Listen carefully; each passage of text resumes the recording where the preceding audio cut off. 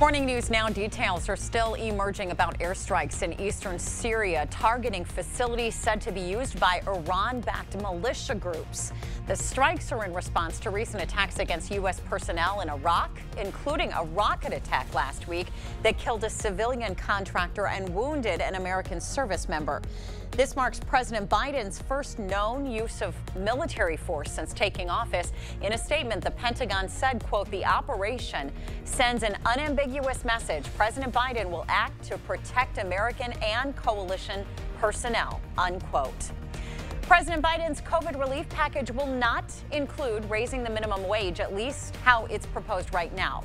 The Senate parliamentarian is ruling that the increase to $15 per hour does not meet a strict set of guidelines needed to move forward in the Senate's reconciliation process. Though it's a blow to Democrats, top lawmakers say it will make it easier to get more senators behind the $1.9 trillion bill. The federal minimum wage hasn't been raised in over a decade. The head of the La Crosse County Republican Party is among 10 people facing allegations of fraud and other serious charges.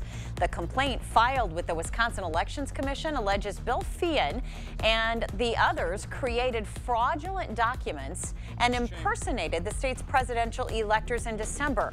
Attorneys are calling for an investigation by the Milwaukee County District Attorney to determine whether any crimes were committed, including forgery and misconduct in public office, which are both felonies.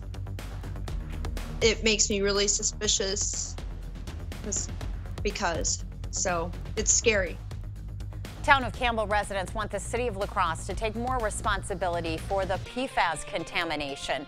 The town of Campbell is drafting a letter for the second time asking the city to expand its testing area. After the city refused to test the entire island, many homeowners paid up to $425 out of pocket for their own tests, all of which came back positive. We're seeing a little bit of patchy fog this morning. It is starting to get better as we head throughout the morning. But because of this and some of the melting that we saw yesterday, we could still see some refreezing this morning, causing some slick spots on area roads, sidewalks, and driveways. Starting Monday, Wisconsin teachers and child care workers in Wisconsin will be next in line for the COVID-19 vaccine. Other eligible groups will include those enrolled in Medicaid long-term care programs, grocery store workers, and non-essential healthcare workers. Staff in shared housing, such as condominiums, student dorms, and prisons, will also be eligible. The Democratic-led House is passing an LGBTQ civil rights bill that prohibits discrimination based on sexual orientation and gender identity. The Equality Act provides legal protections for federally funded programs, employment, housing, education, and public accommodations. Most House Republicans and some religious groups oppose it, arguing it will infringe on religious freedom. A new $322 million federally funded program is providing money to Wisconsin residents who need help paying for rent and utilities due to income loss caused by the coronavirus pandemic.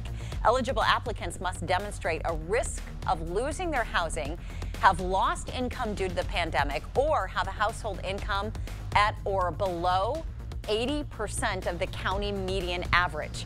Rental and utility payments are made directly to the landlord or utility provider.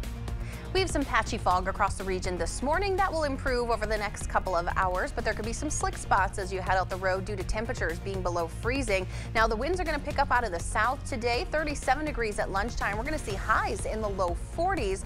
Come later this evening and tonight, there is a slight chance of some rain and snow, and we'll see another chance of a wintry mix Saturday night and into Sunday morning. But before then, Saturday is looking good. We're going to see sunshine, temperatures in the mid 40s, but chillier on Sunday behind that cold front. Highs will be in the 30s. Well, we would like to thank you for sharing your Friday morning with us. We hope you have a great day. We're going to send you now to CBS This Morning. That's coming up after the break. We'll see you back here on Monday.